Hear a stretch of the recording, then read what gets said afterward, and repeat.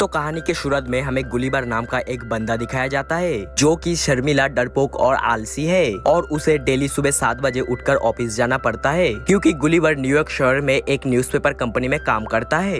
गुलीबर उस कंपनी में mailing department का हेड है। अब एक दिन गुलीबर के डिपार्टमेंट में एक नया एम्प्लॉयर आता है जिसके साथ गुलीबर का अच्छा दोस्ती हो जाता है। अब क्योंकि गुलीबर उस कंपनी में हेड है और डैन उसका जूनियर है, इस वजह से वो अपने आप को स्मार्ट दिखाने का कोशिश करता है, जो कि असल में वो एक फुद्दू किस्म का आदमी है। और ये है मिस डार्सी जिसके ऊपर गैलीबर अपना जान छिड़कता है। लेकिन कई सालों से प्यार करने के बाद भी आज तक गैलीबर उसको बोल नहीं पाया। उसके बाद एक दिन गैलीबर के पास डैन आता है एक नोटिस लेकर। उसके बाद वो बोलता है मेरा प्रमोशन हो चुका है, आज से मेलिंग डिपार्टमेंट का हेड मैं हूँ और तुम मेरा जूनियर हो। इस बात को सुनकर गैलीबर को बहुत ज्यादा दुख पहुंचता है क्योंकि सालों से इस कंपनी में वो काम करता है लेकिन उसका प्रमोशन तो कभी नहीं हुआ और ये कल का लौंडा आते ही बाजी मार दिया। गैलीबर का लटका हुआ चेहरा देखकर डैन उसे बोलता है बेटे तुम में कोई कमी नहीं है, बल्कि तुम एक नंबर के फट्टू हो जो कि अपने लिए कभी भी कुछ नहीं बोल पाता। इस वजह से आज तक डर्सी भी तुमसे दूर है और अगर ऐसा ही चलता रहा तो वो किसी और के साथ कर लेगी शादी और तुम उसके बच्चे के साथ कर लोगे प्यार। अब क्योंकि डैन ने गुलीबर के हिम्मत को लड़का था, इस वजह से उसे आता है बहुत ज्यादा गुस्सा और वो पूरी हिम्मत लेकर पहुंचता है डर्सी के ऑफिस में। तय है आज गुलीबर अपने दिल की बात बोल ही देगा, लेकिन ये क्या, गुलीबर का तो फिर से ही दम निकल गया और वो दुम दबा के ऑफिस से भागने लगा। तभी डार्सी की नजर गुलीबर पर पड़ता है और बोलता है तुम यहाँ पर क्या कर रहे हो मोटूराम। गुलीबर बेचारा बचने के लिए एक ट्रैवलिंग का फॉर्म उठा लेता है, जिसे देखकर डार्सी बोलता है तुम भी मेरी तरफ ट्रैवलिंग के शौकीन हो।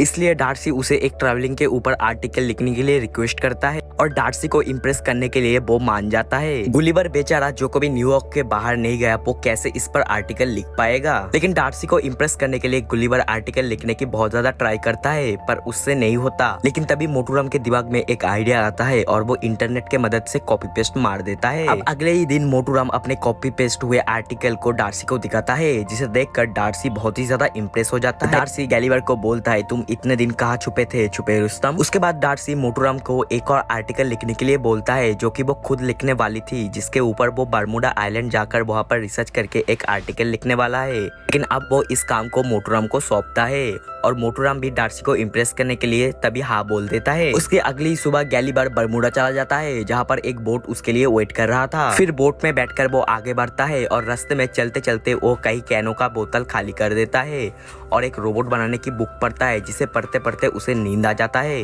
उसके बाद मोटूराम का जब आँख खुलता है तब उसकी आँख फटी की फटी रह जाती है क्योंकि वो देखता है वो एक तूफान के बीच में फंस चुका है और देखते ही देखते ये तूफान मोटूराम का बोट को भी डुबा देता है। उसके अगली सुबह जब गुलीबर का नींद खुलता है तब वो देखता है उसके शैल में चींटियों के साइज के इंसान थे जो कि उसे बांध रहे हैं। और उसके बाद उन छोटे इंसानों का लीडर एडवर्ड उसे बोलता है तुमने हमारे दुश्मन राज्य का मदद किया है, इस वजह से तुम्हें दोषी ठहरा किया गया है, अब तुम्हें हमारे राजा के पास ले जाया जाएगा। फिर गुलीबर को कुछ समझ नहीं आता, इस वजह से वो सारे रस्सी को टूटकर खड़ा हो जाता है और उसे लग रहा है वो अभी तक एक सपना देख रहा है। उसके बाद एडवर्ड गुलीबर के पैर में एक भाला घुसा देता है और दूसरी तरफ छोटे छोटे इंसान गुलीबर के रस्सी को नीचे ढकेलते हैं, जिस वजह से गुलीबर का पैंट खुल जाता है और वो नीचे गिर जाता है। फिर गुलीबर को एक लकड़ी के गाड़ी के ऊपर बांधकर उसे लिलीपुट साम्राज्य में लाया जाता है। लिलीपुट साम्राज्य के अंदर घुसते ही वहाँ के बच्चे, बूढ़े, औरत सब आके गुलीबर को ऐसे देखता है कि मानो वो लोग कभी इतने बड़े इंसान को देखा ही नहीं। और फिर गुलीबर को राजा के सामने लाया जाता है और एडवर्ड राजा के सामने बोलता है ये हमारे दुश्मन राज्य का जासूस है, ये हमारे दुश्मन राज्य के साथ मिला हुआ है। ये सब सुनकर गुलीबर बोलता है देखो भैया मैं तो तुम लोगों को जानता भी नहीं और मुझे ये भी पता नहीं है मैं हूँ कहाँ पर। लेकिन एडवर्ड राजा के सामने गुलीबर को दोषी ठहराता है क्योंकि उसे तो महान बनकर राजा के बेटी मैरी को पटाना जो है। फिर एडवर्ड गुलीबर को गुफा के अंदर बना हुआ एक जेल के अंदर कैद कर लेता है और उसे खाने के लिए घास फूस देता है। फिर कैद खाने के अंदर गुलीबर का दोस्ती एक लिलीपुटन से हो जाता है, जिसका खता यही है कि उसने राजा के बेटी को प्यार भरे नजर से देखा था, इस वजह से उसे एडवर्ड ने जेल पर बंद कर दिया। फिर यहाँ से शुरू होता है गुलीबर का मजदूरी वाला जिंदगी। खेतों में बैलों की जगह गुलीबर को लगाया जाता है और एडवर्ड उसकी सवारी लेता है। फिर एक दिन दुश्मन राज्य ब्लैकफुशियन लिलीपुटियन साम्राज्य पर अटैक कर देता है और उनके जो महल है महलों में आग लगा देता है। फिर एडवर्ड सारे सैनिकों कहता है कि प्रिंसेस को मैं ही बचाऊंगा, मेरे और प्रिंसेस के बीच में कोई नहीं आएगा। लेकिन एडवर्ड के आने से पहले ही दुश्मन राज्य के सैनिकों ने प्रिंसेस को किडनैप कर लिया था। लेकिन तभी हमारा मोटाराम हीरो बनकर आता है और उन दोनों किडनैपर को पानी में गिराकर राजकुमारी को बचा लेता है। लेकिन वही नीचे महलों में राजा और उसके सेनापति अभी भी फंसे हुए थे आग के अंदर। गुलीबर उन लोगों को बचाने का कोशिश करता है लेकिन आग की वजह से उसका हाथ जल जाता है। तभी गुलिवर के शैतान दिमाग में आइडिया आता है और वो राजा और महलों के ऊपर प्रस्राव करना शुरू कर देता है। प्रस्राव के वजह से आग बुझ जाता है, लेकिन एडवर्ड गुलिवर के ऊपर बहुत ही ज्यादा गुस्सा हो जाता है। जैसे गुलिवर प्रस्राव की मदद से आग बुझाई, वैसे ही वो एडवर्ड का गुस्सा भी प्रस्राव की मदद से बुझा देता है।